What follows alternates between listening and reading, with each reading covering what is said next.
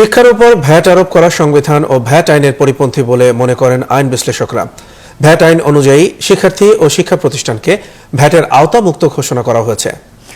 আইনে শিক্ষাকে ভ্যাট মুক্ত বলা হলেও শিক্ষাকে পণ্য উল্লেখ করে ভ্যাট আরোপ করা হয়েছে।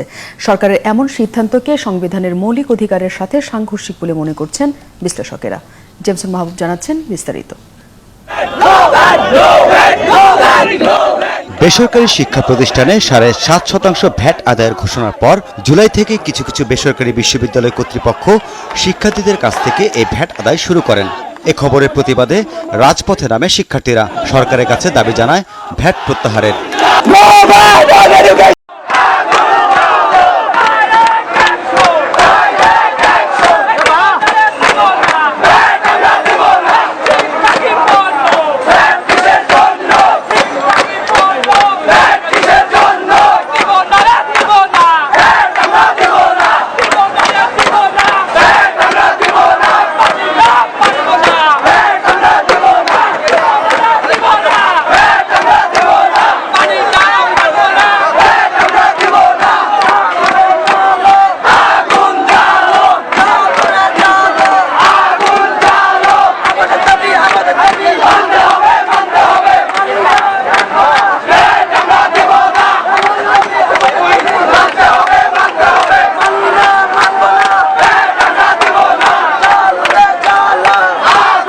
It is a value-added tax.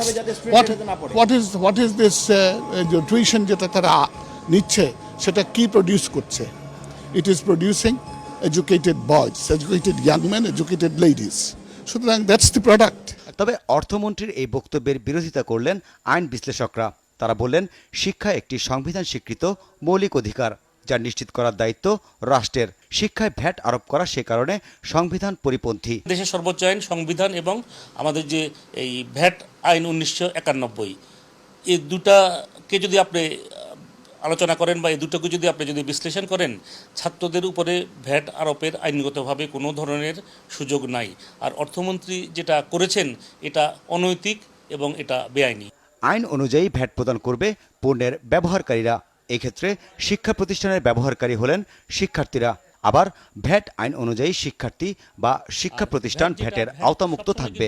ভ্যাটের কনসেপ্টটাই এটা হচ্ছিল এন্ড ইউজার, সর্বশেষ যিনি পণ্যটি ব্যবহার করবেন তিনি ভ্যাট দিবেন। তো শিক্ষাক্ষেত্রে যদি ভ্যাট দিতে হয় তাহলে অবশ্যই কিন্তু এই ভ্যাটটা ছাত্রদের দিতে হবে। যেহেতু শিডিউল 2-তে বলা হয়েছে যে শিক্ষা ক্ষেত্রে ভ্যাট প্রযোজ্য হবে না, সুতরাং ছাত্রদের দেওয়ার কোনো সুযোগ নাই। আর যেহেতু বিশ্ববিদ্যালয় এন্ড ইউজার না, সেহেতু বিশ্ববিদ্যালয়ের উপর ভ্যাট আরোপের কোনো সুযোগ নাই। ভ্যাট আইন অনুযায়ী বিশ্ববিদ্যালয় কর্তৃপক্ষ অথবা বিশ্ববিদ্যালয়ের ছাত্র কেউরই ভ্যাট দেওয়ার কোনো সুযোগ নাই। যদিও শিক্ষাকে সবচেয়ে বেশি অগ্রাধিকার দিয়েছে সরকার, আবার বেসরকারি বিশ্ববিদ্যালয়ের শিক্ষার্থীদের উপর এই ভ্যাট আরোপ করা উচ্চ শিক্ষার ক্ষেত্রে প্রতিবন্ধকতা বলে মনে করেন এই আইন বিশ্লেষক। সেক্ষেত্রে তো বিশ্ববিদ্যালয় ছাত্রদের বেতন বর্ধিত করে দিবে। জেমসন মাহবুব, 71, ঢাকা।